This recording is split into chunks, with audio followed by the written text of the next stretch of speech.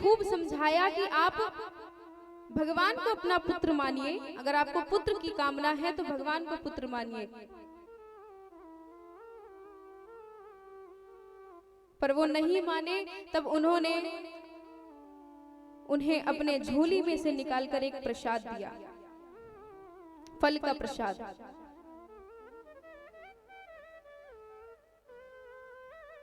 प्रसाद यानी प्रभु का साक्षात दर्शन। पहला है प्र, दूसरा है श और तीसरा है द। प्रभु का साक्षात दर्शन यानी प्रसाद। इसलिए कहा जाता है कि पांडाल से प्रसाद जरूर लेकर के जाएं।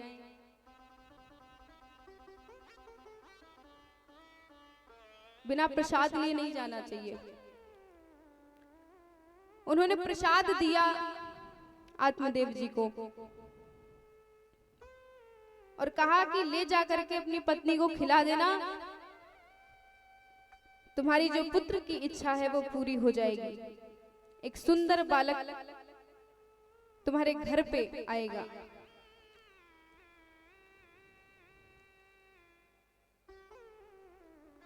आइए महाराज, कुछ क्षण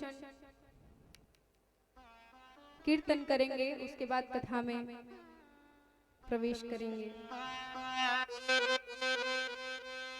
संतन के संग लाग रे तेरी अच्छी बनेगी, संतन के संग लाग रे तेरी अच्छी बनेगी, संतन के संग लाग रे तेरी अच्छी बनेगी, अच्छी बनेगी तेरी बिगड़ी बनेगी, अच्छी बनेगी तेरी बिगड़ी बनेगी, अच्छी बनेगी तेरी बिगड़ी बनेगी, अच्छी बनेगी तेरी बिगड़ी बनेगी, संतन के संग लाग रे तेरी अच्छी बनेगी, संतन के संग लाग रे तेरी अच्छी बनेगी।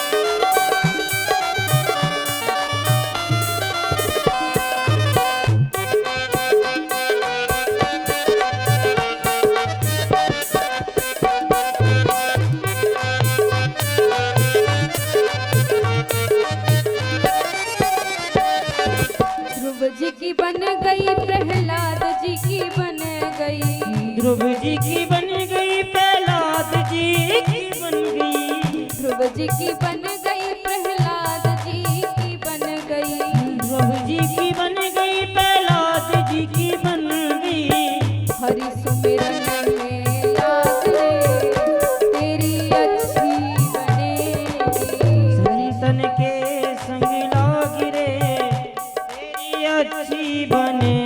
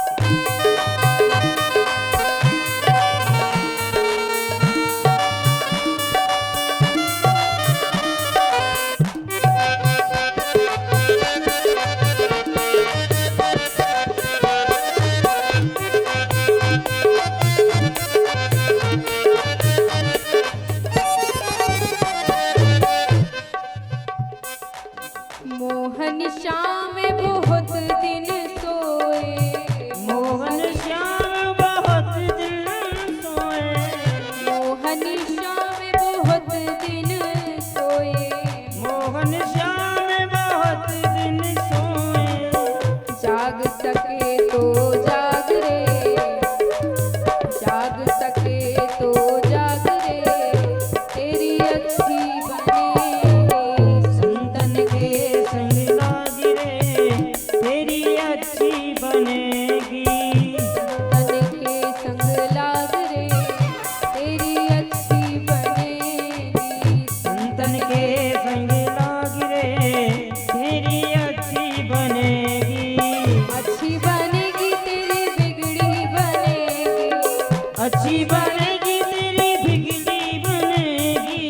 अच्छी बनेगी तेरी बिगड़ी बनेगी। अच्छी बनेगी तेरी बिगड़ी बनेगी। संतन के संग लाग रे, तेरी अच्छी बनेगी। संतन के संग लाग रे, तेरी अच्छी बनेगी। संतन के संग लाग रे, तेरी अच्छी बनेगी। संतन के संग लाग रे, तेरी अच्छी बनेगी। संतन के संग लाग रे, तेरी अच्छी बनेगी। संतन के संग लाग रे, तेरी अच्छी बनेगी। बोलिए वृंदावन बिहारी लाल की जय। जय हो।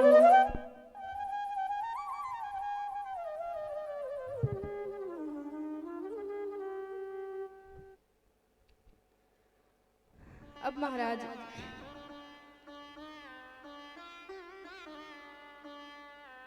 जैसे ही संत ने फल दिया आत्मदेव जी को,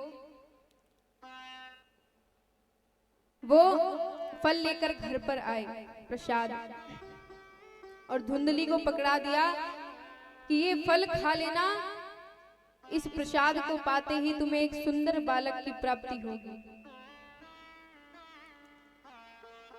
धुंधली ने उस समय तो उस फल को ले लिया, लेकिन आत्मदेव जी तो फल देकर चले गए। अब धुंधली क्या कर रही है, मन ही मन सोच रही है कि अरे अगर मैंने फल खा लिया, कहीं श्री सुखदेव जी की तरह मेरा भी बालक 12 वर्ष अगर मेरे गर्भ में ठहर गया तो महाराज ना तो मैं खा पाऊंगी अपने मन की चीजें, और ना अगर कहीं आग लग गई तो मैं भाग भी नहीं पाऊंगी। बड़ी परेशान।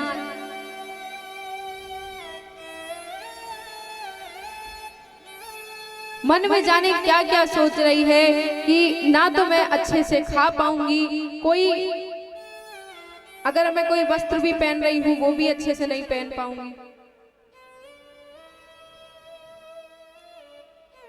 मेरी तो बड़ी परेशानी बन जाएगी महाराज। अब धुंधली मन ही मन सोचने लगी कि भैया मुझे ये परेशानी नहीं पालनी, 9 महीने गर्भ में बालक को लेके चलना ना, बिल्कुल नहीं। उसने क्या किया, उसकी एक सहेली थी जिसके यहाँ 4 बालक पहले से ही थे और एक गर्भ में था 5वां। उसने अपनी सहेली से सारा वृत्तांत सुनाया और कहा कि बहन तू एक काम कर, देख तेरे घर पे खाने वाले हैं तो खाने के लिए नहीं है, और मेरे घर पे खाने के लिए है तो खाने वाले नहीं है। तो तू एक काम कर, जो तेरा 5वां बालक होगा वो मुझे दे देना, और मेरे घर पे जो धन है वो मैं तुझे दे दूंगी उस बालक के बदले। दोनों में बातचीत हो गई, बोले ठीक है। अब कुछ दिनों बाद सहेली को बालक हुआ, उसने रातों रात ला करके धुंधली के हाथ में दे दिया, और धुंधली ने कुछ धन पकड़ा दिया अपनी सहेली को। और महाराज पूरे गांव में ढोल नगाड़े बजवा दिए कि मेरे बालक हुआ है, मेरे पुत्र हुआ है, मेरे पुत्र हुआ है। सबको लगा कि सच में ही धुंधली को पुत्र हुआ है। और जो वो फल था ना, उसने गाय को खिला दिया था, अपने घर की गाय को। अब महाराज जैसे ही धुंधली ने पूरे गांव में ढोल नगाड़े बजवा दिए कि मेरे पुत्र हुआ है, आत्मदेव जी आए और आकर के नामकरण संस्कार करने लगे। तो कहा कि मेरा नाम है आत्मदेव, तो मेरे पुत्र का नाम होगा परमात्मा देव। परंतु धुंधली तुरंत ही लड़ाई करने लगी कि अरे कैसे, 9 महीने मैंने अपने गर्भ में बालक को रखा और आपकी मर्जी से नाम रखा जाएगा। बोले नहीं, बोली मेरा नाम है धुंधली, तो मेरे पुत्र का नाम होगा धुंधकारी। अब महाराज धुंधकारी नाम पड़ गया। कुछ समय बाद गौ माता का भी बछड़ा हुआ, गौ माता का भी पुत्र हुए, तो उनका नाम पड़ गया गोकर्ण।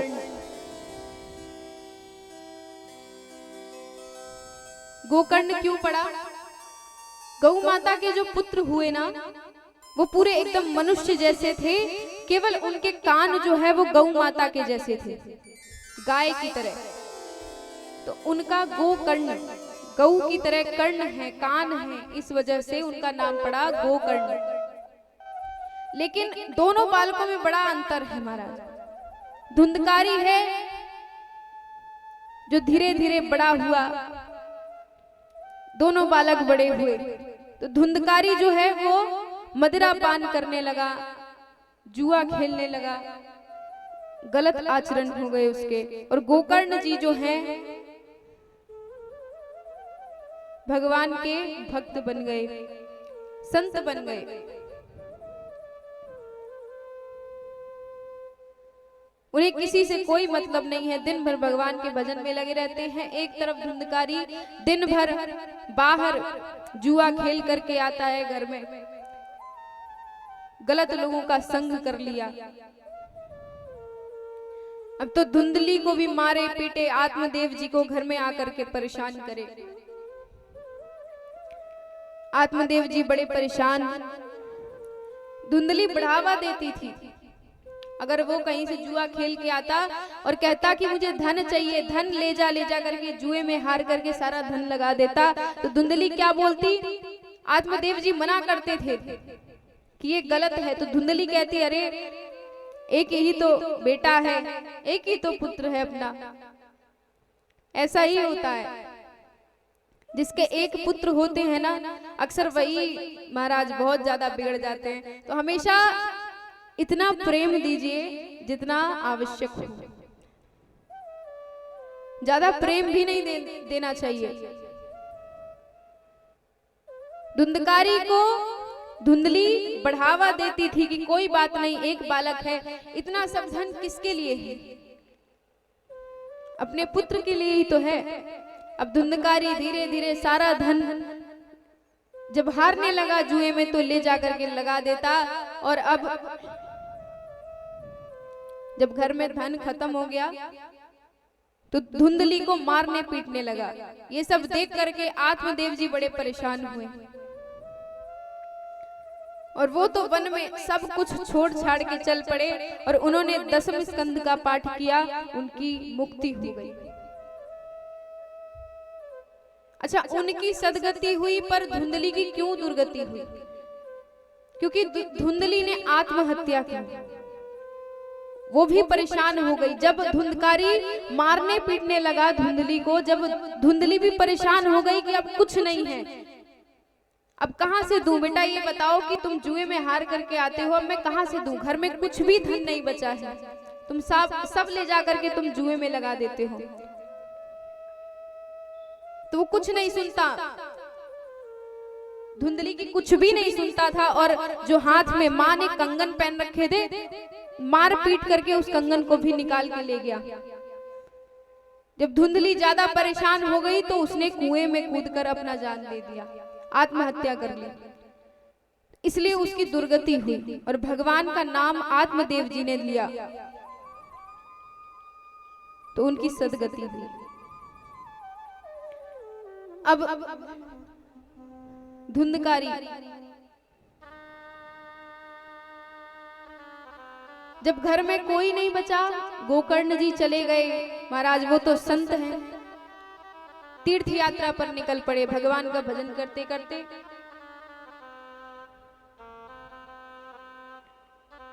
अब धुंधकारी जो है जब घर में अकेला हो गया तो अपने मन की करने लगा, जो मन में आए वो करता था। दिन भर जुआ खेलता, दिन भर मदिरा पान करके घर में पड़ा रहता, चोरी करने लगा, डकैत करने लगा, बड़े बड़े राजाओं के घर में जाके चोरी करने लगा, महल में। 5 वेश्याओं से उसने विवाह कर लिया और ला करके घर में बिठा लिया और चोरी डकैती करता ही था। एक रात्रि को वेश्याओं ने उसे भड़काया कि जाओ और राजा के यहाँ से चोरी करके लाओ, जितना धन है सब लेके आओ। जब धुंधकारी सारा धन लेकर के आ गया, जब धन इकट्ठा हो गया बहुत सारा, तो वेश्याओं ने क्या सोचा कि अगर राजा को पता चल गया कि अरे ये तो चोर है और इस चोर की पत्नी हम हैं, पत्नियां, तो हमें भी मार देगा राजा, इसके साथ साथ मृत्यु दंड मिलेगा। तो उन 5 वेश्याओं ने क्या सोचा कि इससे बेहतर है, मृत्यु दंड से अच्छा है महाराज की इसी को मार के सारा खेल खत्म करें, सारा काम खत्म करें। जब राजा को ये दिखेगा ही नहीं तो उसे क्या पता चलेगा कि हम इसकी पत्नियां हैं। धुंधकारी को रात्रि में ही बांध करके और उसको जिंदा जला दिया, उसके मुंह में अंगार डाल दिया और धुंधकारी की मृत्यु हो गई। धुंधकारी की मृत्यु हो गई, महाराज प्रेत योनि में चला गया। 5 वेश्याएं सारा धन लेकर के भाग गई। अब गोकर्ण जी तीर्थ यात्रा पे से 84 कोष की यात्रा करके जब गांव लौटे, नगर में लौटे, तो रात्रि का समय था। उन्होंने सोचा कि अगर गांव वालों को पता चल गया कि मैं आया हूं तो गांव वाले रात में ही परेशान हो जाएंगे और तुरंत आएंगे मेरे पास मिलने के लिए, तो परेशान नहीं करना चाहता। तो इस वजह से उन्होंने किसी को कुछ नहीं बताया और घर पे आकर के बैठ गए। घर में आए, भगवान का भजन करने लगे। उसके बाद रात्रि में उन्होंने सोचा थोड़ा सा विश्राम कर ले। जैसे ही विश्राम करने को चले कि उन्होंने देखा कि घर में कभी गधे की आवाज आ रही है, कभी कुत्ते की आवाज आ रही है, कभी गाय की आवाज आ रही है, अलग अलग जीवों की आवाज आ रही है, डरावनी डरावनी आवाज आ रही है। तभी गोकर्ण जी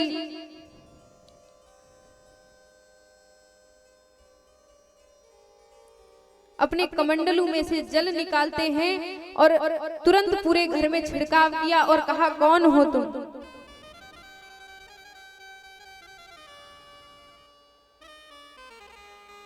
तो बोले, धुंधकारी तुरंत अपने रूप में, अपने स्वरूप में आ गया और कहा कि भैया, अहम भ्राता त्वदीयोस्मि धुंधकारी नामता। मेरा नाम धुंधकारी है, मैं आपका भाई हूं, छोटा भाई।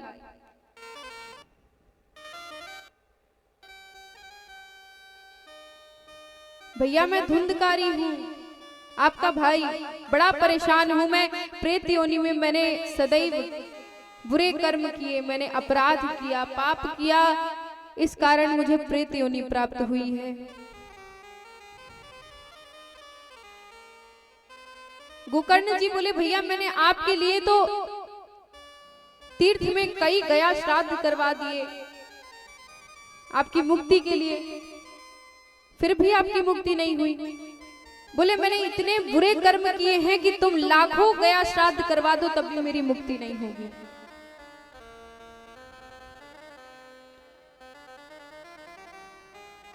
तो बोले, क्या करना पड़ेगा?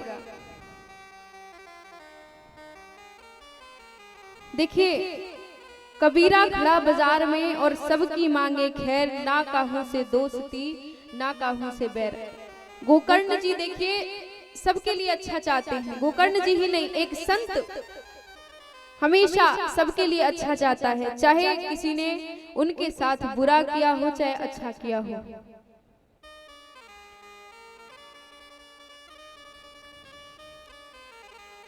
एक संत हमेशा सबके लिए यही चाहते हैं कि उनकी सदगति हो, अच्छा ही चाहते हैं। अब गोकर्ण जी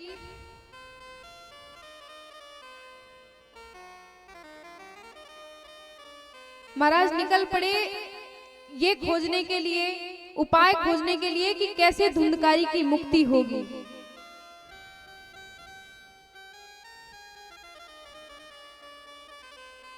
अब क्या किया जाए, तभी आकाशवाणी हुई, श्रीमद् भागवतान मुक्ति सप्ताहं वाचनम कुरु इति सूर्यवचः सर्वे धर्म रूपम तु विश्रुतम। श्रीमद् भागवतान मुक्ति है, श्रीमद् भागवत कथा होगी तभी धुंधकारी की मुक्ति होगी। अब गोकर्ण जी व्यास मंच पर विराजमान हो गए, पांडाल लगा, सभी कथा श्रवण करने आए वहां पर। और धुंधकारी के लिए कोई स्थान नहीं था। अगर वो जमीन पे बैठने की कोशिश करता तो वो तो प्रेत था, वायु की वजह से वो टिक ही नहीं पाता था एक जगह, आसन पर बैठ नहीं पाता था। वायु उसे उड़ा कर ले जाती थी तो साइड में बगल में एक बांस की ग्रंथि लगाई गई, बांस की गांठ, 7 बांस की गांठ लगाई गई। उसमें धुंधकारी जा करके बैठ गया और कथा श्रवण करने लगा। पहले दिन की कथा पूर्ण हुई, पहला बांस फट गया, दूसरे दिन की कथा हुई, दूसरा बांस फट गया। ऐसे ही करते करते जैसे ही 7वें दिन की कथा पूर्ण हुई, विश्राम हुआ 7वां दिन, वैसे ही धुंधकारी अपने देव स्वरूप में आ गया। और महाराज उसके लिए भगवान के पार्षद आए विमान लेकर। अच्छा, विमान किसे कहते हैं? विगतः मानः, जो प्रभु की कथा सुनते सुनते उसके मन में से मान हट जाए, मन का जो मान है वो एकदम दूर हो जाए। मान यानी अहंकार, अहम, वो हट जाए तब उसे कहते हैं विमान। तो धुंधकारी के लिए भगवान के पार्षद आए विमान लेकर, और महाराज धुंधकारी तो विमान में बैठ करके चला गया। तभी गोकर्ण जी ने पार्षदों से पूछा कि ये बताइए कि कथा तो यहाँ पर बैठे सभी ने सुना है, ऐसा तो है नहीं कि अकेले धुंधकारी ने सुना है, सभी ने कथा सुनी है, तो सबकी मुक्ति क्यों नहीं हुई? सबको लेके जाना चाहिए, केवल धुंधकारी को ही क्यों?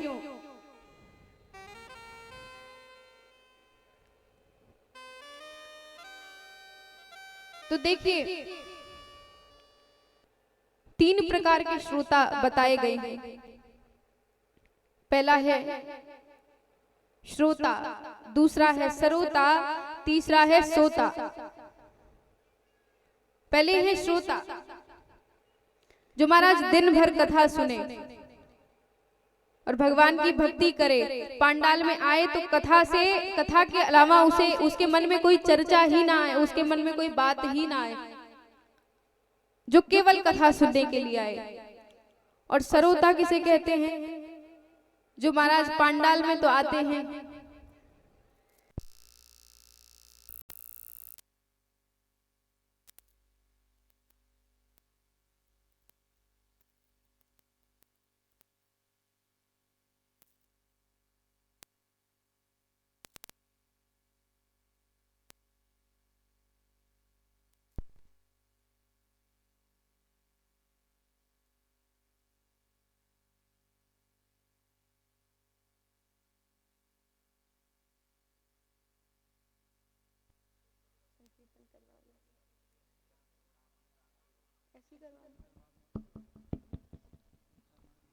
बोलिए वृंदावन बिहारी लाल की जय। जय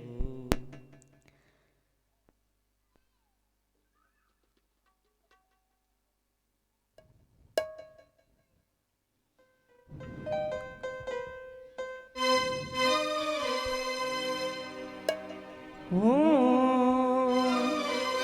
आएंगे बिहारी चले आएंगे बिहारी, हो राधे राधे। सभी उठा के दोनों हाथ बोलेंगे क्या? श्री राधे रानी सरकार की, हो राधे राधे राधे राधे। जब चले आएंगे बिहारी, राधे राधे रटो चले आएंगे बिहारी, राधे राधे रटो चले आएंगे बिहारी। आएंगे बिहारी चले आएंगे बिहारी, आएंगे बिहारी चले आएंगे बिहारी, आएंगे बिहारी चले आएंगे बिहारी, आएंगे बिहारी चले आएंगे बिहारी। हो राधे राधे, हो राधे राधे रटो चले आएंगे बिहारी, राधे राधे रटो चले आएंगे बिहारी। हो राधे राधे, हो राधे राधे रटो चले आएंगे बिहारी।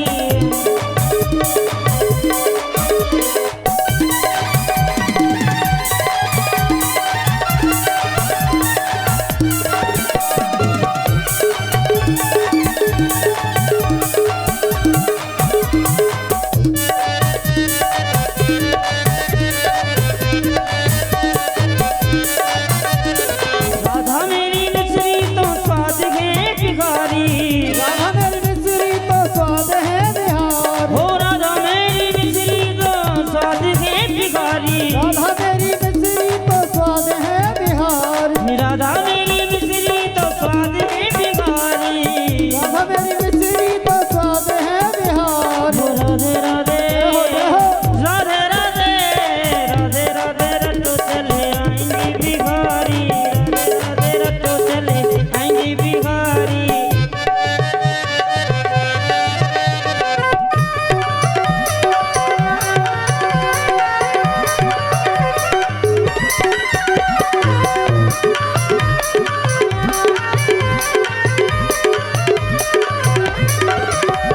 राधा मेरी चंदा चकोर है बिहारी, राधा मेरी चंदा चकोर है बिहारी, राधा मेरी चंदा चकोर है बिहारी, राधा मेरी चंदा चकोर है बिहारी। राधे राधे, राधे राधे राधे राधे रटो चले आएंगे बिहारी, राधे राधे रटो चले आएंगे बिहारी।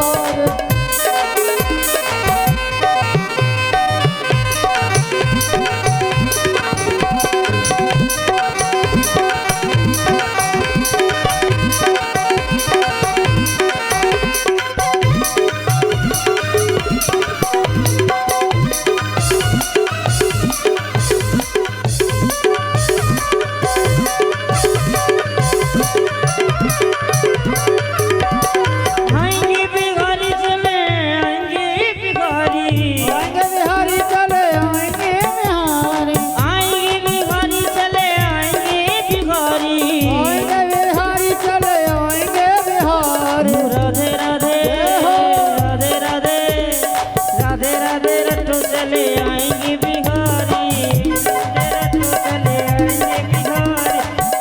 जय राधे राधे राधे राधे राधे राधे राधे, जय राधे राधे राधे राधे राधे राधे। देखिए ऐसे नहीं, सभी हाथ उठाएंगे दोनों ऊपर, दोनों मस्ती में झूमते हुए सीधे हाथ उठाएं। हो राधे राधे राधे राधे रटो चले आएंगे बिहारी, राधे राधे रटो चले आएंगे बिहारी, राधे राधे रटो चले आएंगे बिहारी। जय राधे राधे राधे राधे राधे राधे राधे, जय राधे राधे राधे राधे राधे राधे राधे, जय राधे राधे राधे राधे राधे राधे राधे, जय राधे राधे राधे राधे राधे राधे राधे। जय जय श्री राधे, जय जय श्री राधे, जय जय श्री राधे।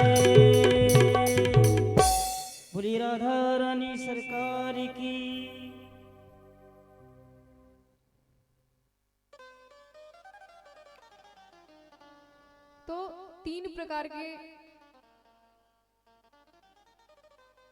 श्रोता बताए गए हैं। पहले हैं श्रोता, दूसरे हैं सरोता, तीसरे हैं सोता। पहले श्रोता जो दिन भर कथा भगवान का नाम ले और कथा प्रांगण में आए समय से और कथा सुने, कथा के अलावा उनके मन में कोई और बात ना चले, वो है श्रोता। दूसरे हैं सरोता।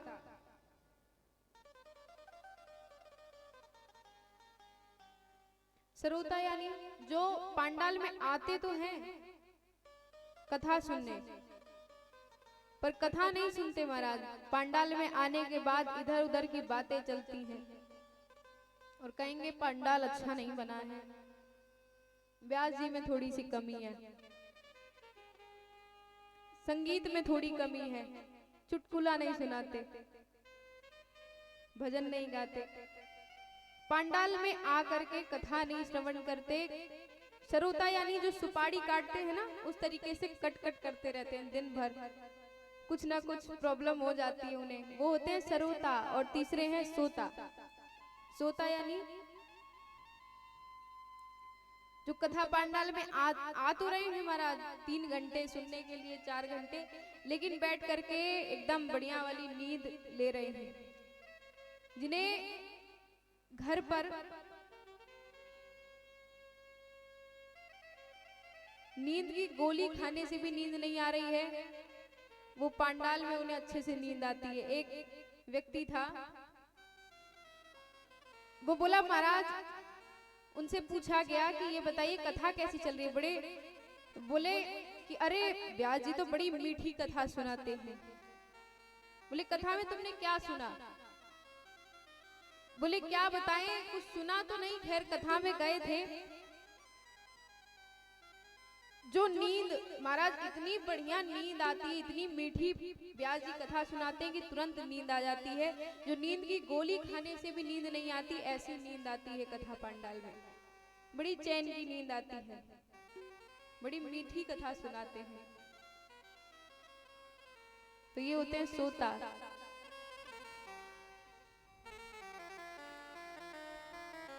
और आगे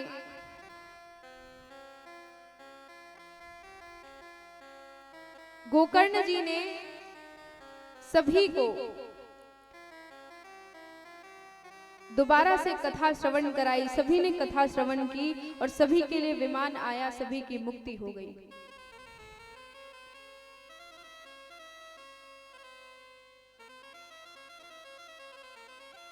अच्छा ये बताइए, आप लोग बैठे तो हैं, कथा में आनंद आ रहा है या नहीं?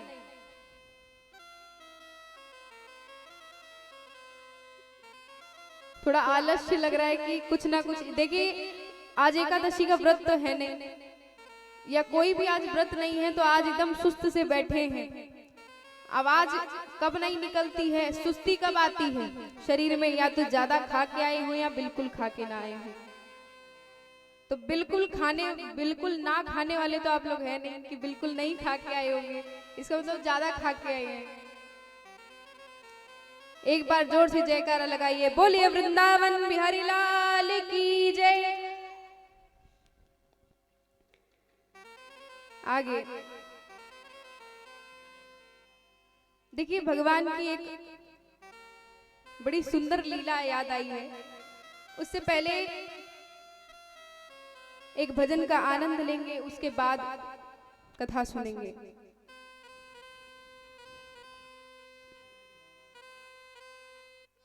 तेरी बिगड़ी बना देगी, तेरी बिगड़ी बना देगी, चरण रज राधा प्यारी की। प्रेम से और भाव से क्या कहेंगे? तेरी बिगड़ी बना देगी, तेरी बिगड़ी बना देगी, चरण रज राधा प्यारी की। तेरी बिगड़ी बना देगी, तेरी बिगड़ी बना देगी, चरण रज राधा प्यारी की।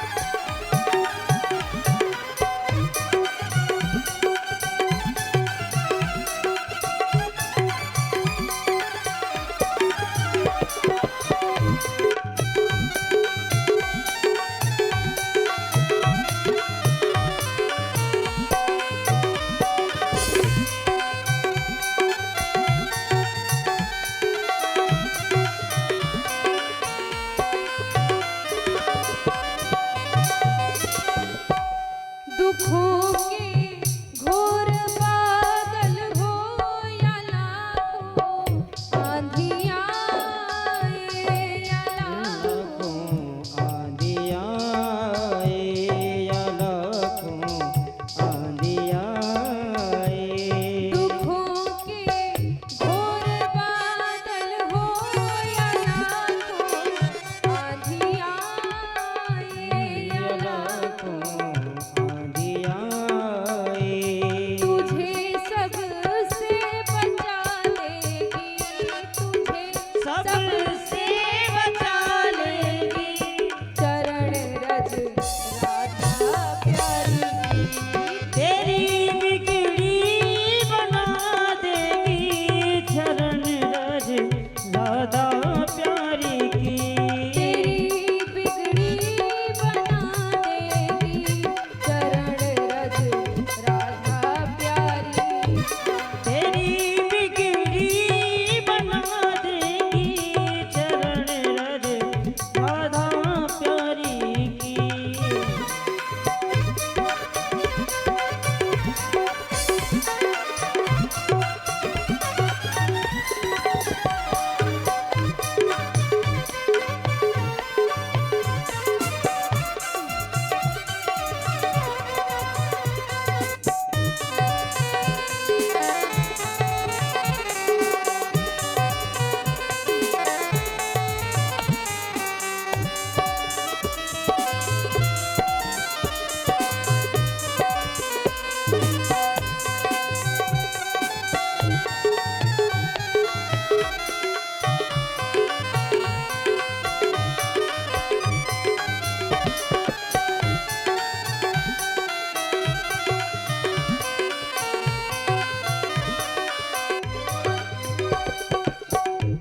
भरोसा है अगर सच्चा उठाकर फर्श से तुझको उठाकर फर्श से तुझको उठाकर हंस से तुझको। भरोसा है अगर सच्चा उठाकर फर्श से तुझको उठाकर फर्श से तुझको उठाकर फर्श से तुझको। तुझे यह अर्शों बिठा देगी, तुझे अर्शों पर बिठा देगी चरण रज राधा प्यारी। तेरी बिगड़ी बना देगी चरण रज राधा प्यारी की। तेरी बिगड़ी बना देगी चरण रज राधा प्यारी। हो तेरी बिगड़ी बना देगी चरण रज राधा प्यारी की।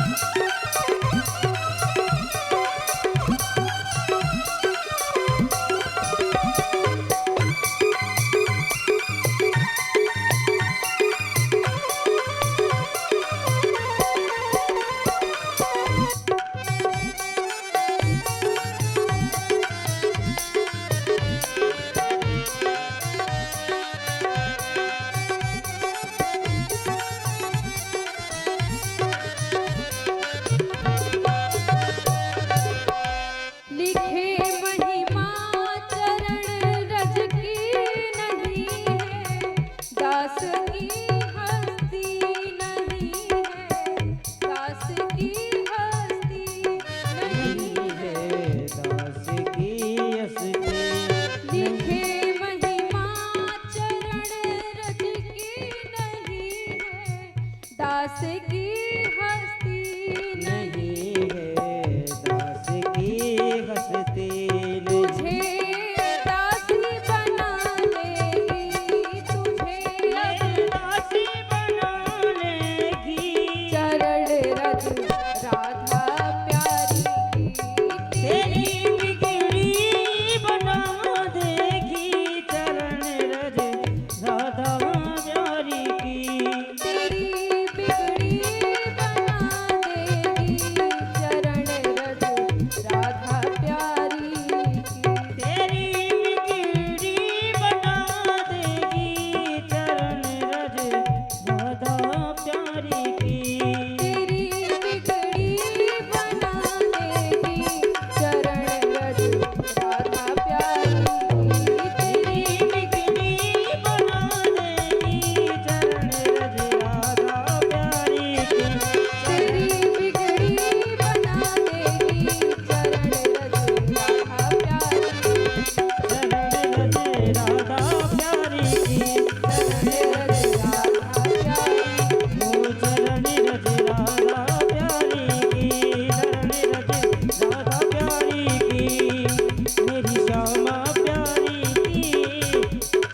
राधा रानी की।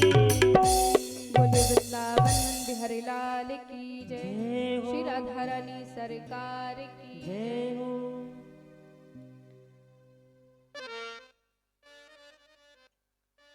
अब देखिए,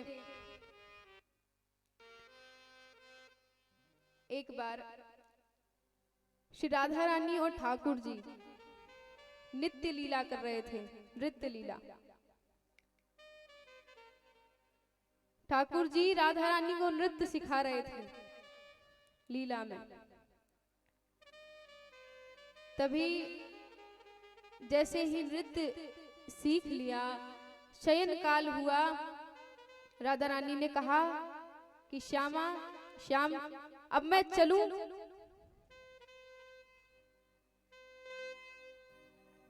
ठाकुर जी बोले, अरे श्री जी अभी कहीं को जाओ, अभी तो समय है, अभी रुक जाओ। बोले नहीं, बाबा राह निहार रहे होंगे, मैया राह देख रही होंगी, मैं चलूं कन्हैया अब। बोले श्री जी रुको। कन्हैया सोच रहे हैं अपने मन में कि भैया हम ऐसे थोड़ी हैं कि फ्री पॉकेट में जे तो नृत्य सीख के जा रही हैं, और कछु दियो लियो है ना, खाली फोकट में तो हम काउए कछु सिखा में ना ले में ना दे में। भैया कछु तो कछु करना पड़ेगा, कछु तो देना पड़ेगा श्री जी तुम्हें। मन ही मन सोच रहे हैं अब श्री जी से बोले कैसे। अब कृष्ण भगवान क्या करते हैं, कन्हैया बोले श्री जी देखियो सामने देखो कितने अच्छे वृक्ष हैं, लता पताए कितने प्यारे लग रहे हैं। बोले हाँ कन्हैया वो तो रोज ही देखे, हाँ प्यारे हैं, अब मैं चलूं? बोले नहीं अभी रुको, अभी मत जाओ। मन गढ़ंत कहानी बना रहे हैं, कह रहे हैं देखो ये नदियां कितनी प्यारी हैं, देखो श्री जी कितनी प्यारी लग रही है। ये जो भौरा डोल रहे हैं ना, जे ऐसे नहीं डोल रहे हैं, जे कई जन्मों की तपस्या है इनकी, हमारी लीला देखवे को ये यहाँ पर आए हैं, हमारा दर्शन करवे को। बोले हाँ अब चलूं? बोले ना अभी ना। तो बोले ऐसे तो जाने नहीं देंगे। कन्हैया देखिए कितने चंचल है, ऐसे नहीं जाने दे रहे श्री जी को। सोच रहे मन में कछु तो कछु देना पड़ेगा महाराज। अब श्री जी को कह रहे हैं कि देखो वो वृक्ष दिख रहा हो तुम्हें, देखो बड़ो सो वृक्ष दिख रहा हो। बोले हाँ दिख रहा है। बोले वहां पर देखो एक कौआ बैठो। बोले वो तो दिख ना रहो। बोले ना ना देखो श्री जी हाथ ऊपर कर रहे हैं, श्री जी के बगल में खड़े होके उनका हाथ पकड़ के कह रहे हैं देखो वो रो कौआ वहां दिख रहो ना, कितना प्यारो है, देखो एक बार देखो तो श्री जी तुम्हें दिख जावेगो, दिख ना रहो तुम्हें? बोले ना। बोले कन्हैया वो ना दिख रहो। बोले अरे एक बार देखो तो। वैसे ही महाराज जैसे ही राधा रानी ने हाथ ऐसे किया, कन्हैया ने बगल में खड़े होके धीरे से मुंदरिया निकाली और धीरे से अपने फेंटा में तुरंत बांध लिए। श्री जी बोली अब ना दिख रहा। श्री जी इतनी बोली है कि उन्हें पता ही नहीं कि उनके हाथों से मुंदरिया चोरी हो गई, उन्हें कुछ भी नहीं पता अभी।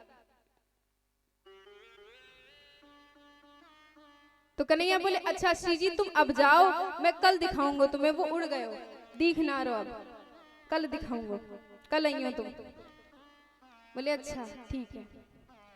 श्री जी चली गई। अब जैसे ही अपने कक्ष में गई, सबरी सखी आई, कोई चरण दबावे लग गई, कोई सिर की मालिश करने लग गई, कोई महाराज हवा करने लग गई, कोई इत्र छिड़कवे लग गई, कोई फूल बरसावे लग गई। सबरी सखी सेवा में लग गई राधा रानी की।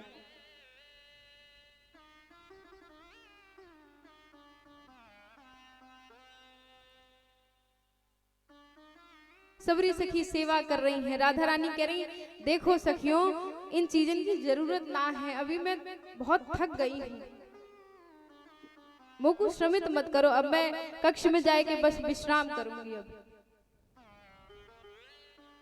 सखियां बोली, अरे श्यामा जी अभी कहाँ जा रही हैं, रुको अभी ने एक हिसाब किताब तो कर ले।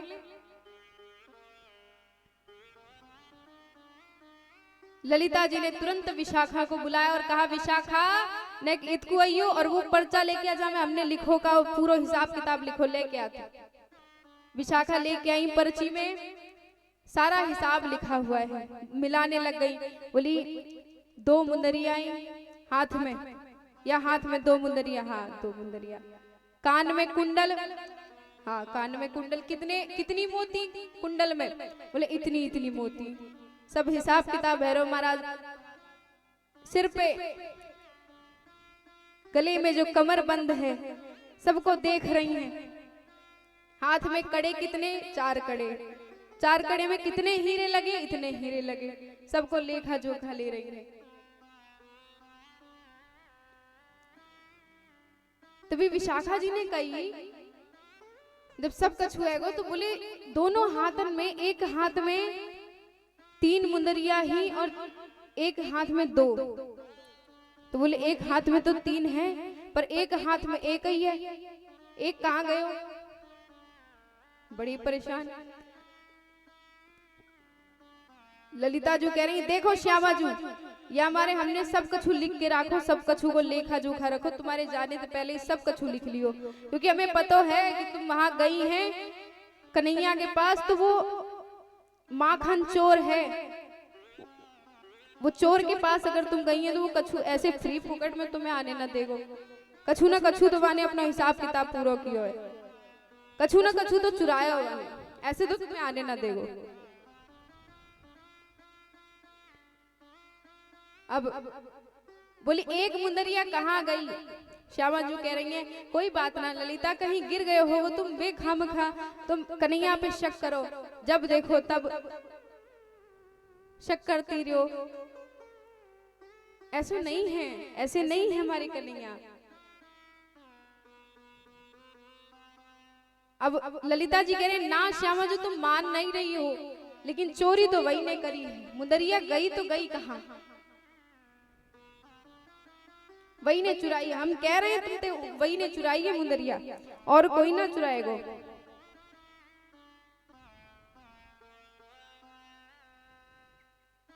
राधा रानी ने खूब समझाया कि कोई बात ना है, कहीं गिर गई होगी, नृत्य करते समय कहीं गिर गई होगी, पतो ना चली होगी, कन्हैया कहीं को चुराएंगे। अब ललिता जी कह रही, अब श्यामा जी तुम चुप रहो, अब मैं देखूंगी अपने हिसाब से, मैं देखूंगी, अब कन्हैया के पास जाऊंगी और अब मैं अपने हिसाब से उनसे निपटूंगी। अब महाराज राधा रानी गई अपने कक्ष में, श्यामा जी जा करके विश्राम करने लगी। अगले दिन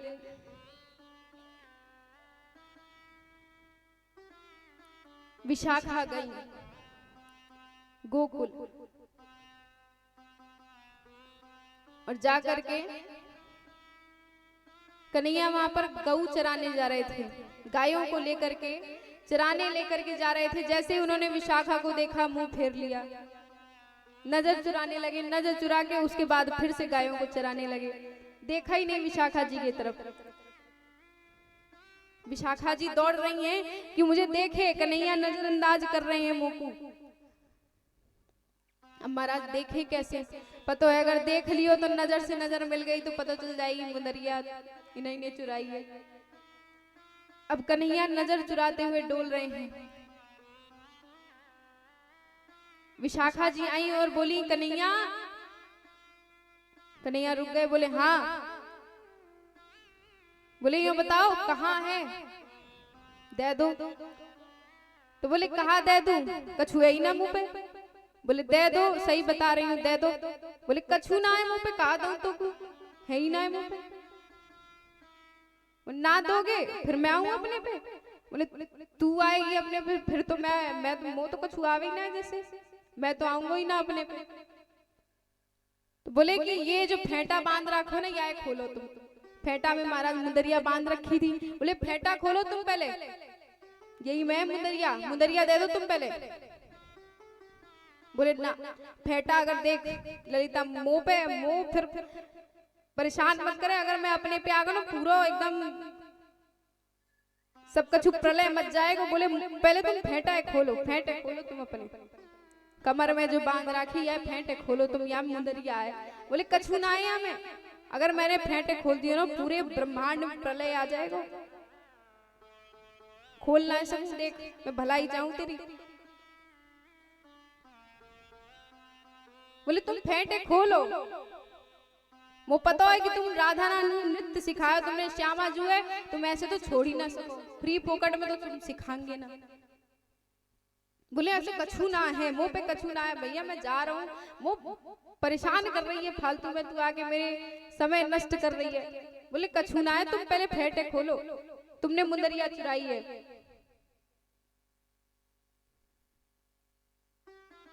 अब कन्हैया महाराज फेंट नहीं खोल रहे, क्योंकि पता है अगर फेंट खोल दिया तो मुंदरिया दिख जाएगी। बोले तू है कौन, तू मेरे काई को फेंटे खुलवावे। तो बोले मैं राधा रानी की सखी हूँ, श्यामा जी की सखी हूँ। बोले जा तो उनकी फेंटे खुलवा, मेरी काई खुलवावे तू, मेरे पीछे पड़ी है तू कब ते, फेंटे खोलो फेंटे खोलो, मैं ना खोल लो बता अब तू। बोले तुम राधा रानी के पास चलो तो वही न्याय करेंगी जाको। तो बोले चल। कन्हैया बोले कि राधा रानी ही न्याय करेंगी, अब श्यामा जो ही करेंगी, अब बात को तो कोई न्याय ही ना कर सके। महाराज अब राधा रानी के पास विशाखा जी और कन्हैया गए। कन्हैया बैठे, जैसे ही श्यामा जी ने देखा कन्हैया को, उठ करके खड़ी हो गई और कहीं आओ श्याम, आओ बैठो, कैसे आनो हुआ। बोले कछु ना है राधा रानी, जे तुम्हारी जो सखी है ना, ये बीज भरे समाज में आए के मोती कह रही फेंटे खोलो दे दो। मैंने कही ना दूं। बोली कहा है दे दो, तुम ना दे रहे तुम। मैंने कही है ही ना कछु तो दूंगा तुम। जे मुंह तो देखो कब ते मुंह पे चोरी को इल्जाम लगा रही है। अब मैं अच्छा चोरी करूं तो गोकुल में जैसे चोरी करूं तो मैं, मेरी जो गोकुल की गोपी है उन्हें सुख मिले चोरी करवे थे, मैं माखन चोरी करूं, उनकी भी इच्छा रहे, उनके सुख के लिए मैं चोरी करूं। और ये मोती कह रही है मैंने मुंदरिया चुराई है। श्यामा जी ललिता जी से कहती है कि कोई बात ना है कन्हैया, काई को श्रमित कर रही हो, कोई बात ना है, मुंदरिया कहीं गिर गई होगी। बोली ना, ललिता जी बोली ना बिल्कुल ना, अब तो हम अपने तरीका से ही निपटेंगे। कन्हैया कह रहे हैं चोरी चपल लगावत मोकू, राधा रानी से कह रहे हैं चोरी चपल लगावत मोकू, मैं नहीं चोर कि मैं नहीं चोर, चोर को साथी, मैं नहीं चोर, चोर को साथी, नटखट सखी तिहारी, चोरी चपल लगावत मोकू। देख लो श्यामा जू, तुम्हारी जो सखी है वो मुंह पे चोरी को इल्जाम लगा रही है। मैं कहा करूं, मैंने कछु मुंदरिया, कोई मुंदरिया ना चुराई। ये बार बार आए के मेरे पास कह रही है कि मैंने यहाँ की मुंदरिया, मैंने तुम्हारी मुंदरिया चुराई है। तुम्हें ही जाकर न्याय करो, अब कछु है ना सके। अब विशाखा जी बोली और ललिता जी बोली कि देखो श्यामा जी, या बात को तुम्हें ही न्याय करवाने पड़ेगा, हम कछु ना कर रहे, बस तुम इनके फेंटे खुलवा दो, जो इन्होंने कमर में बांध के राखी है, यह फेंटे तुम खुलवा दो, बस हम कछु ना चाहे। अब श्यामा जी बोली खोल दो कन्हैया, जब इतनी कह रही हैं सखियां, परेशान है, इनके सुख के लिए खोल दो, कोई बात ना। अब कन्हैया बोले ठीक है श्यामा जी खोल लें। अब धीरे से महाराज फेंट खोली और जो जहाँ पे मुंदरिया रखी थी उसको दबा लिया और ऐसे करके हिला दिया। बोले अब कुछ ना है, देख लो, फेंटे खोल के दिखा दी, अब कछु ना है। तभी महाराज ललिता जी गई और एक तरफ से फेंट खींच लियो, मुंदरिया नीचे गिर गई। मुंदरिया जैसे नीचे गिरी, ललिता जी कह रही अरे देख लो श्यामा जी, हमने कही ना जई चोर है, देख लो तुम, हम तुमते कह रही कि जे बिना कछु काम के तो कर ही ना सके, बिना कछु काम के तो अपने कछु लेवे को कछु देवे को तो लेवे को जरूरी है, फ्री फोकट में तो कछु सिखावे ना वारो। हमें पता ही हमारे, हमने लेखा जोखा सब करके रखा ना तो पता भी ना चलती।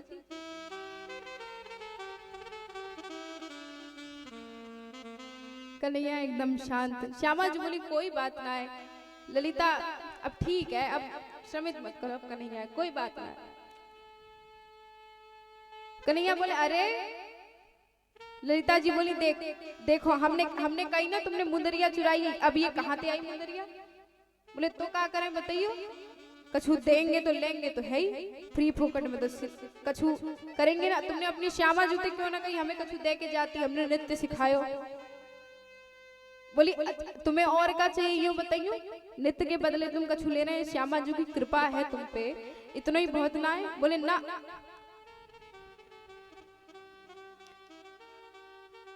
श्यामा जी की कृपा इतना ही बहुत है, और क्या चाहिए तुम्हें? जैसे ही चोरी की पता चली, कोई बात ना है, राधा रानी एकदम शांत हो गई। इसी को कहते हैं प्रेम। अन्यथा प्रेम इस संसार में, प्रेम नाम का शब्द तो केवल राधा रानी और ठाकुर जी के लिए बना है। अगर प्रेम करना चाहेंगे तो प्यार हो जाएगा, प्यार कह सकते हैं बट प्रेम नहीं कह सकते। परंतु अगर प्रेम का नाम ले तो प्रेम केवल राधा रानी और ठाकुर जी के लिए बना है।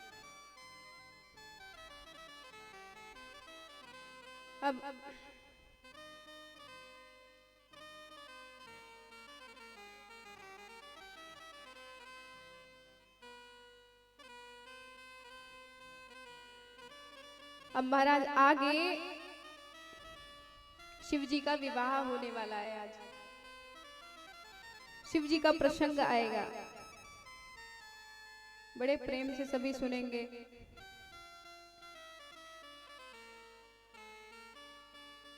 उससे पहले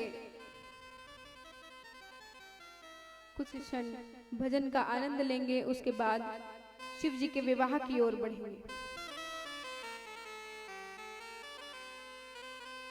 जो करते रहोगे भजन धीरे धीरे, भजन धीरे धीरे, तो मिल जाएगा वो सजन धीरे धीरे। जो करते रहोगे भजन धीरे धीरे, भजन धीरे धीरे, मिल जाएगा वो सजन धीरे धीरे, तो मिल जाएगा वो सजन धीरे धीरे। ओ तो मिल जाएगा वो सजन धीरे धीरे।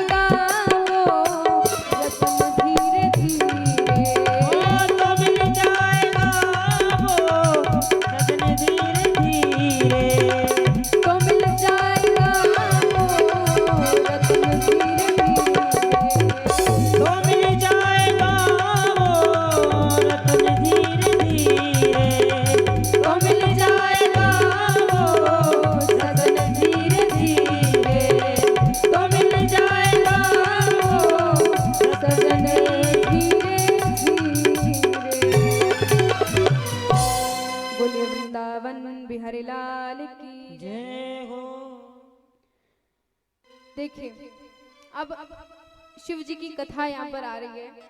शिव जी का विवाह होने जा रहा है, खूब तैयारी चल रही है महाराज। सभी देवी देवता आए शिव जी के पास। देखिए शादी का माहौल है, विवाह की बात चल रही है, विवाह की तैयारी हो रही है, सब सज धज के आ गए। लेकिन शिव जी अभी भी कहाँ बैठे हुए हैं? शमशान में बैठ के ध्यान कर रहे हैं महाराज। सभी देवी देवता आए, इंद्र आए, विष्णु आए, ब्रह्मा आए, सभी देवी देवता आकर के कह रहे हैं अरे भैया जाको ब्याह है वही कहाँ है? बोले वो तो महाराज बैठे हैं शमशान पे, गए उन्हें लेके आने। देखिए अभी भी बैठ करके ध्यान में मग्न है एकदम। यहाँ विवाह की बात चल रही है महाराज। सभी सज धज के आ गए एकदम। इंद्र एकदम अच्छे से, विष्णु भगवान भी पीले पीले वस्त्र पहनकर एकदम मुकुट पे, सिर पे मुकुट पहने, पीतांबर पहने हुए,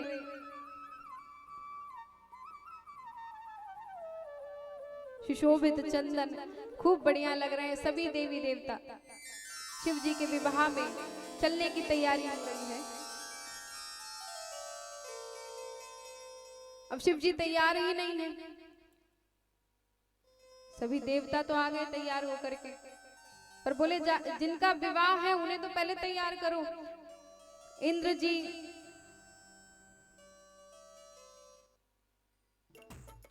बोले कि अरे भैया शिव जी ये कौन तैयार करेगा? बात होने लगी कौन तैयार करेगा? तो इंद्र जी बोले भैया मैं तैयार करूंगा। विष्णु बोले मैं तैयार करूंगा। बोले बाबा इतने भोले हैं, शिव जी इतने भोले हैं, कह रहे हैं कोई बात नहीं भैया, वो तो मुझे तो कोई भी तैयार कर लो, सब चलेगा। शांति से बैठे हुए हैं। सब तैयार करने लगे। देखिए मुकुट पहना जाता है, हाथों में कंगन पहने जाते हैं,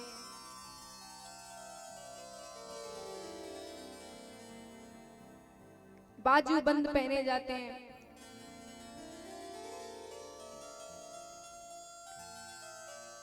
सेहरा लगाया जाता है। लेकिन अब शिव जी को कैसे सजाएं?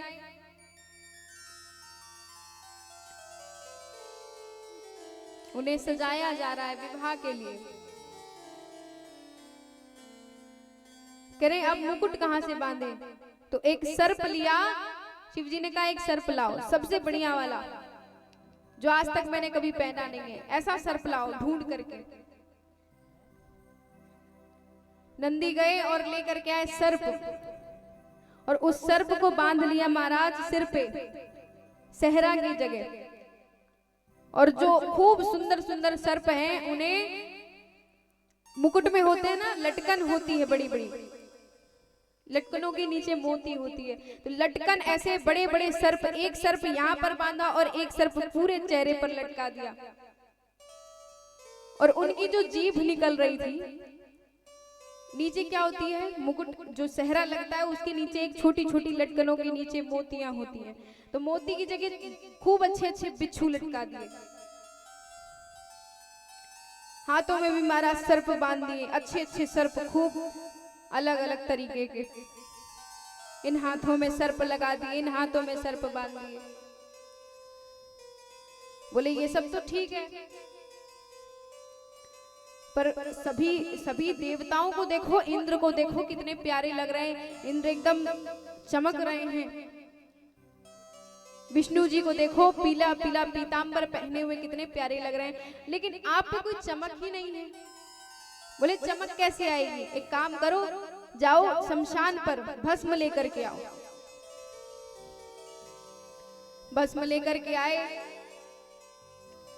भस्म को उठाया और कुछ वक्ष पे लगा लिया, कुछ हाथों पर लगा लिया, माथे पे लगा लिया हमारा त्रिपुंड। बोले अब कैसे लग रहे हैं? बोले हाँ अब आप भी एकदम चमक रहे हैं महाराज, अब लग रहा है कि आपका विवाह हो रहा है।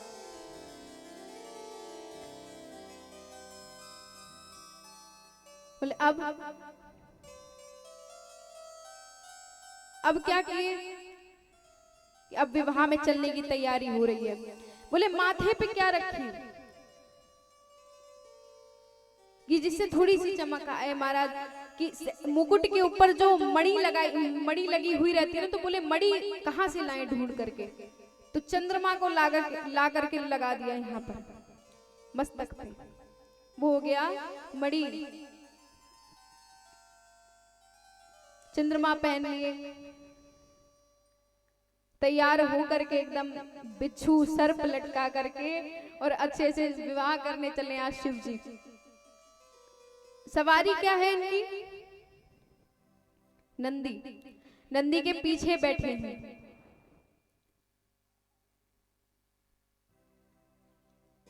नंदी का मुख जो है वो सीधे, और भगवान कैसे बैठे? शिव जी नंदी के मुख के विपरीत बैठे हैं पीछे से।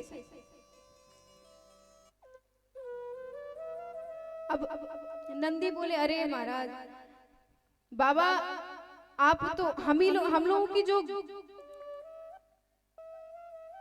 का जो ग्रुप है महाराज बड़ा छोटा है, हम लोग बस आप एक हैं, एक मैं हूं और दो मेरे सखा हैं। अब बताइए हमारी जो मंडली है वो बड़ी छोटी है। विष्णु जी की देखिए कितनी बड़ी मंडली है, इंद्र जी की देखिए कितनी बड़ी मंडली है, सभी देवताओं की अलग अलग मंडली चल रही है, इतने प्यारे प्यारे लग रहे हैं, और हम लोगों की बड़ी छोटी सी मंडली है। बोले कोई बात ना है, जितने भी दुनिया में जितने भी हैं भूत प्रेत सब उठा लाओ, सब बुला लाओ, देसी विदेशी जैसे भी हो सब बुला लाओ महाराज। लंदन में हो, पेरिस में हो, सब भूत प्रेत बुला लाओ। अब कैसे आ रहे हैं? देसी आ रहे हैं भूत प्रेत, विदेशी भी आ रहे हैं, देसी विदेशी सभी भूत प्रेत आ रहे हैं भगवान के बारात में, शिव जी के। शगुन अपशगुन सब आ रहे हैं। एक बार अच्छा, ये भूत प्रेत और अपशगुन शगुन ये सब शिव जी के ही साथ क्यों चलते हैं आपको पता है? एक बार इंद्र ने सभी शगुन को अपशगुन को भूत प्रेतों को भगा दिया था। राम जी का जब विवाह हो रहा था तो विवाह में ये लोग जाने लगे, सारी बारात जा रही थी, तभी बारात के पीछे पीछे शगुन अपशगुन ये सभी जो भूत प्रेत हैं ये भी जाने लगे। तो इंद्र ने डरा करके भगा दिया था महाराज कि यहाँ पर केवल शगुन आएंगे, अपशगुन नहीं आएंगे, यहाँ पे भूत प्रेत की एंट्री नहीं है। भगा दिया था वहीं से डरा करके।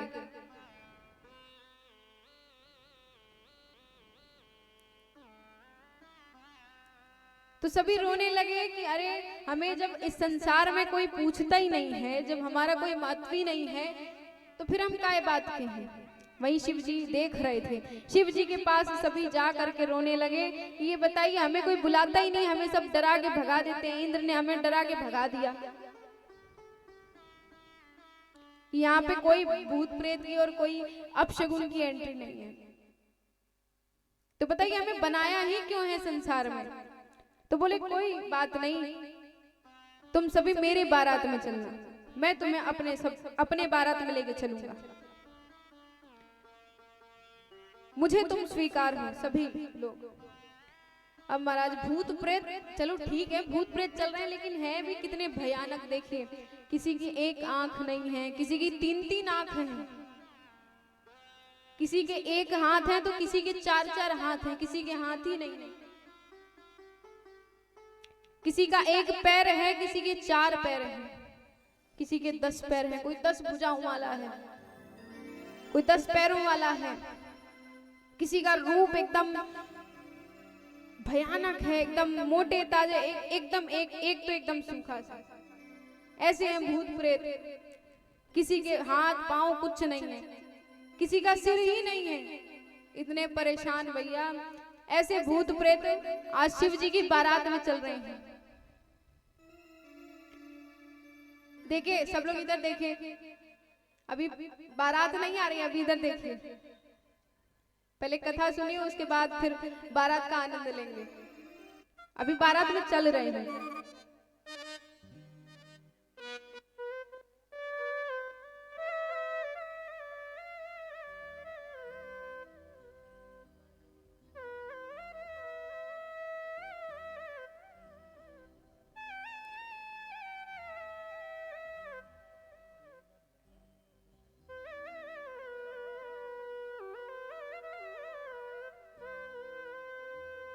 अब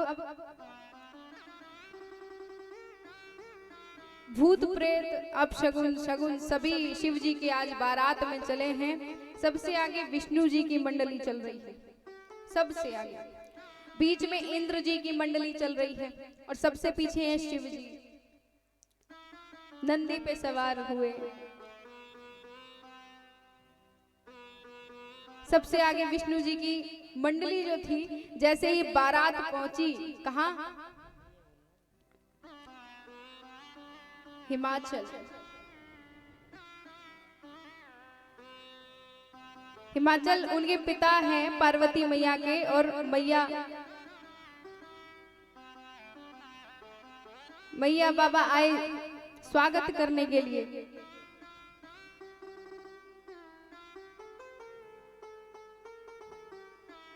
शिव जी का बोले दूल्हा कौन है महाराज। देखिए जब बारात आती है तो सबसे पहले जो बच्चे होते हैं वो भाग करके जाते हैं देखने के लिए कि बारात में कौन आया है, दूल्हा कैसा है, कैसा साजबाज कैसा है, आनंद आ रहा है कि नहीं आ रहा। तो बारात में सबसे पहले बच्चे भाग के गए, जो छोटे छोटे थे वो भाग के जाते हैं देखने के लिए कि जरा देखें तो दूल्हा कैसा है। और देखा महाराज दूल्हे को,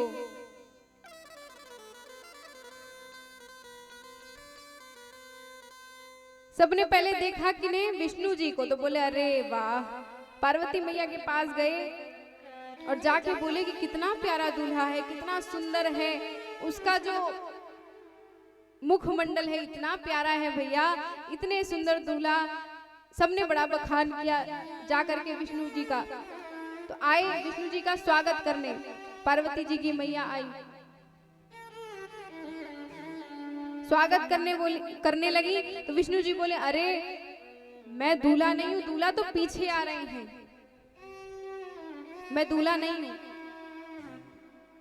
तो बोले अरे, सबने सोचा कि अरे दूल्हा जब इतना सुंदर है, जब दूल्हे के साथ ही इतने सुंदर हैं तो दूल्हा कितना सुंदर होगा। सभी अपने मन में विचार कर रहे हैं। तभी विष्णु जी आगे गए, विष्णु जी के पीछे इंद्र जी। इंद्र जी को देखा, इंद्र जी के स्वागत में सभी लग गए, सोचे यही दूल्हा है। तो इंद्र जी ने भी कहा ये दूल्हा नहीं है, सभी ने कहा ये दूल्हा नहीं है। इंद्र जी के साथ वालों ने, इंद्र जी ने भी कहा मैं दूल्हा नहीं हूं, दूल्हा तो पीछे आ रहे हैं, आपके दामाद जी पीछे आ रहे हैं। तो फिर सबने सोचिए, फिर से सबने कहा अरे फिर से इनके साथी इतने सुंदर हैं तो अरे वो कितने सुंदर होंगे। सबने कहा अरे ये तो सेवा में लगे रहते हैं, जब आपके दामाद को प्यास लगती है ना तब इंद्र वर्षा करते हैं, यानी प्यास बुझाते हैं, पानी पिलाने के लिए है ये। तो सोचो सबने अपने मन में ही विचार किया कि जो पानी पिलाता है हमारे दामाद जी को वो इतना सुंदर है तो हमारे दामाद जी कितने प्यारे होंगे। अब आई शिव जी की बारी। शिव जी मुख फेर करके बैठे हुए थे, नंदी के मुख के, जैसे नंदी चल रहा था तो नंदी के ऊपर बैठे हुए थे मुख फेर करके, नंदी के विपरीत। तो जैसे ही नंदी पहुंचा बीच में, सारे शगुन अपशगुन हुआ करते हुए महाराज जैसे ही पहुंचे सब डर के भागने लगे कि अरे ये कौन है। कोई भूत प्रेत तो ऐसा करते कि किसी का दरवाजा ही खटखटाने लगते जा करके। सब डर गए, बच्चे आए देखने के लिए दूल्हा कैसा है, देखें जरा दूल्हे का चेहरा। और देखे कि महाराज यहाँ तो भूत प्रेत डरते हुए अपने कमरे में भाग के गए और मम्मी पापा से बोलने लगे कि अरे मैं नहीं जाऊंगा बाहर। वो बोले अरे क्यों? तो बोले भैया हमें अपनी जान प्यारी है, मैं ऐसे नहीं जाएंगे, हम लोग ऐसे नहीं जाएंगे।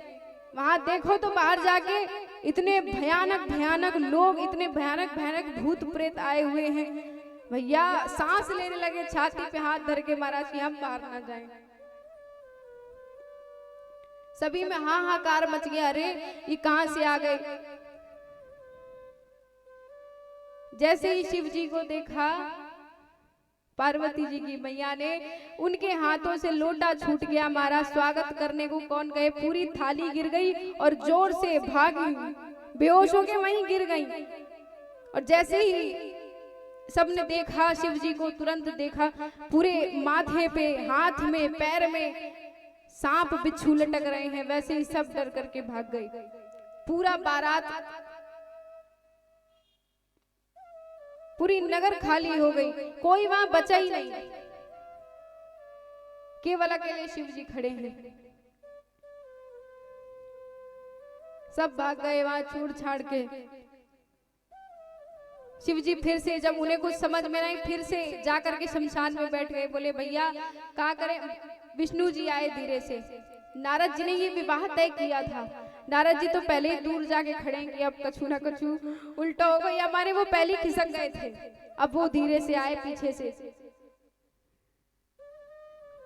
और शिव जी से बोले कि अब जाओ विवाह करो, आप यहाँ शमशान में बैठे हो। बोले कहाँ जाएं, पूरी बारात तो खाली हो गई। तो बोले आप ऐसे बिच्छू और सर्प लटका करके जाएंगे तो कोई विवाह करेगा, बताना।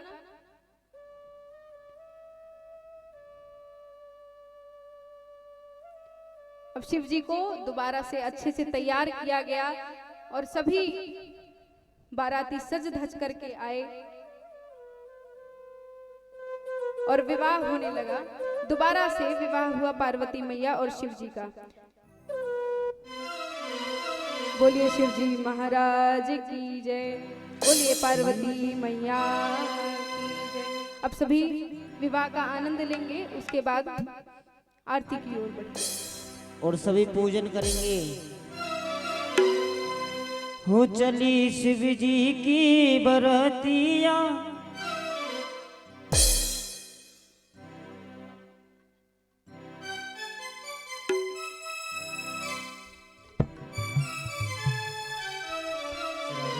यजमान जी आगे आ जाइए पूजन के लिए।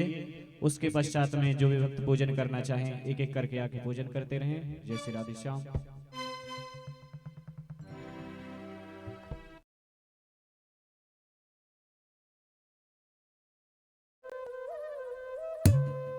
हो चली शिव जी की बरतिया, हिमाचल नगरी।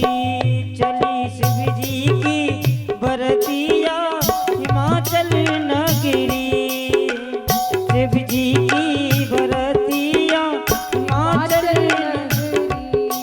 चली शिव जी की बरतिया, हिमाचल नगरी। ओ हिमाचल नगरी रे,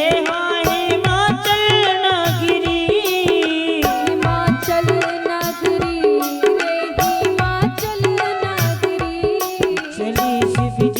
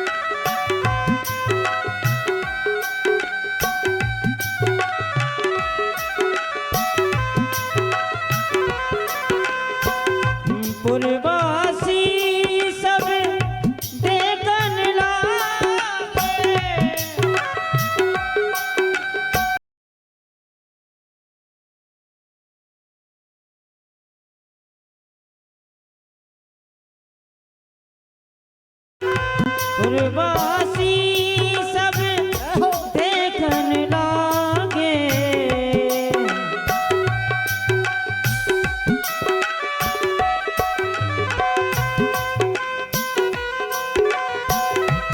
कैसी आई है बरतिया हिमाचल नगरी, वैसे आई है बरतिया हिमाचल नगरी। हो हिमाचल नगरी रे, हो हिमाचल नगरी, हिमाचल नगरी रे, हिमाचल नगरी। कैसी आई है बरतिया हिमाचल नगरी। आई है बरतिया। देखिए, आप सभी से निवेदन है कि भोले पार्वती जी आकर के आपके समक्ष बैठे हैं, तो विवाह का आनंद आप लोग ले रहे हैं। तो एक एक करके पहले परीक्षित जी आएंगे, पूजन कर लिया परीक्षित जी ने। आप सभी एक एक करके आएंगे और भगवान का पूजन करेंगे। आई शिव जी की बरतिया हिमाचल नगरी।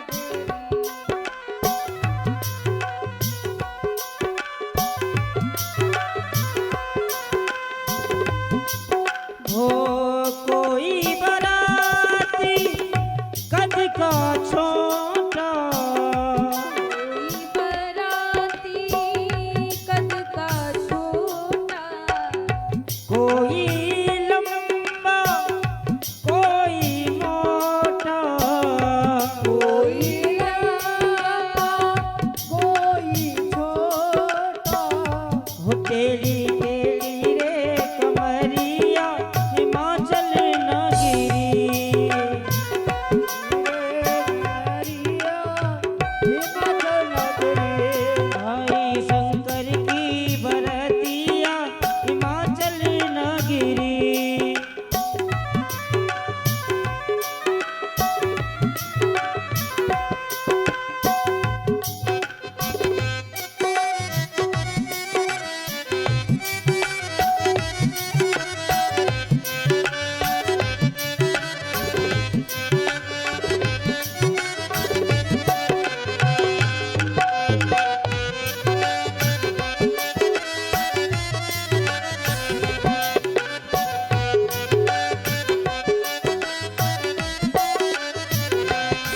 हो हिमाचल नगरी रे, हाँ हिमाचल नगरी। हिमाचल नगरी रे, हिमाचल नगरी। आई शंकर की बरतिया हिमाचल नगरी। आई भोले की बरतिया हिमाचल नगरी।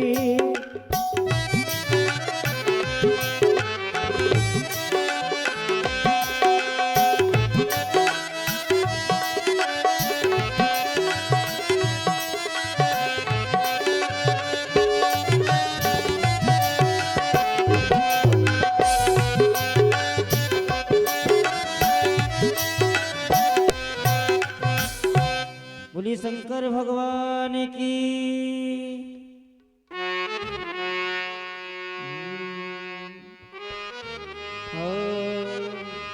हो आज भोलेनाथ की शादी है, आज भोले बाबा की शादी है। बाबा की शादी है, मेरे भोले बाबा की शादी है। आज भोलेनाथ की शादी है।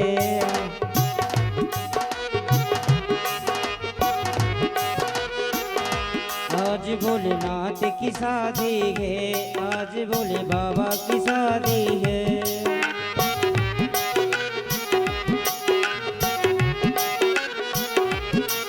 हो नाथ की शादी है, मेरे भोलेनाथ की शादी है।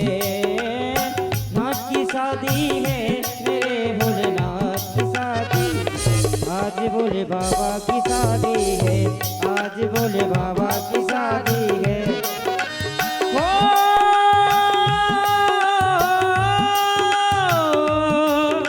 लगता है जैसे सारे कैलाश की शादी है।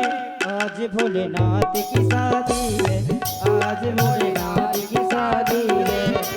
भोलेनाथ की शादी है, हो नाथ की शादी है, मेरे भोलेनाथ की शादी, आज भोलेनाथ की शादी है।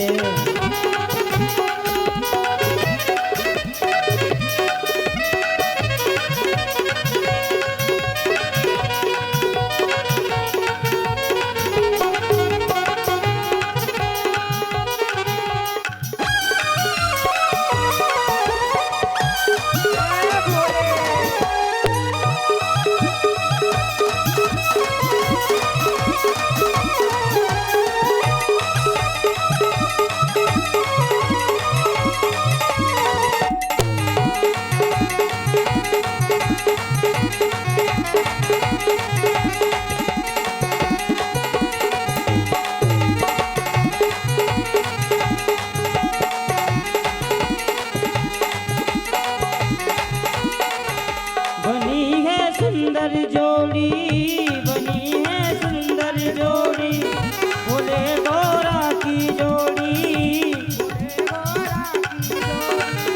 भोले गौरा की जोड़ी, भोले गौरा की हो।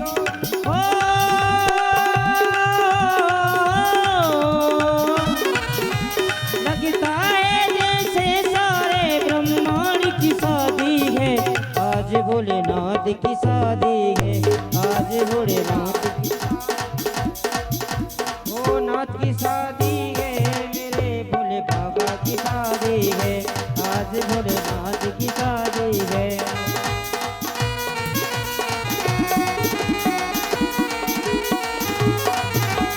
ओ,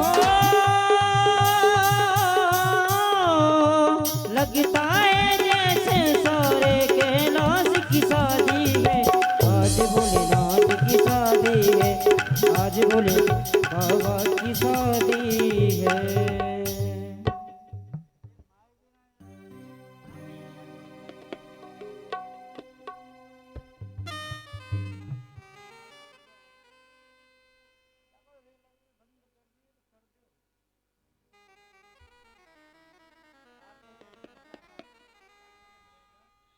सभी भक्त आरती के लिए खड़े हो जाएं, भगवान की आरती करेंगे, सभी पास में आ जाएं। श्री राधे श्याम। श्री राधे। ओम ज्वालामालिन्यै नमः, रत्नेश्वर्यै नमः, सर्वोपचारार्थे गन्धाक्षतपुष्पाणि समर्पयामि। ओम चंद्रमा मनसो जात चक्षुः सूर्यो अजायत, श्रोत्राद्वायुश्च प्राणश्च मुखादग्निरजायत।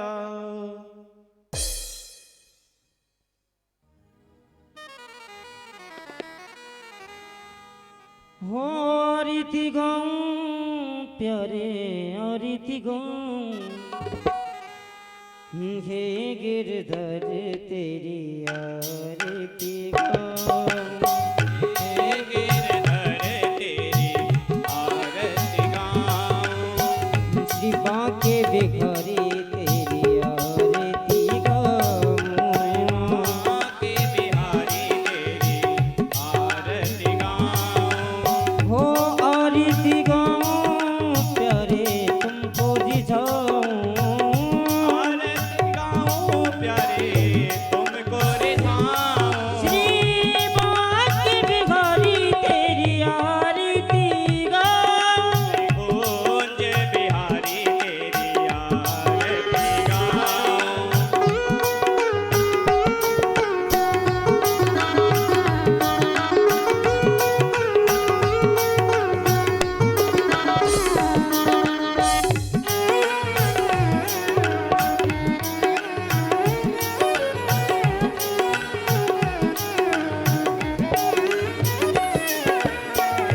मोरी मुकटे तेरे शीश पे सोहे, और मुकुट तेरे शीश पे सोहे, प्यारी बंसी मेरो मन मोहे, प्यारे बंसी मेरो मन मोहे, हो प्यारी बंसी मेरो मन मोहे, प्यारे बंसी मेरो मन मोहे।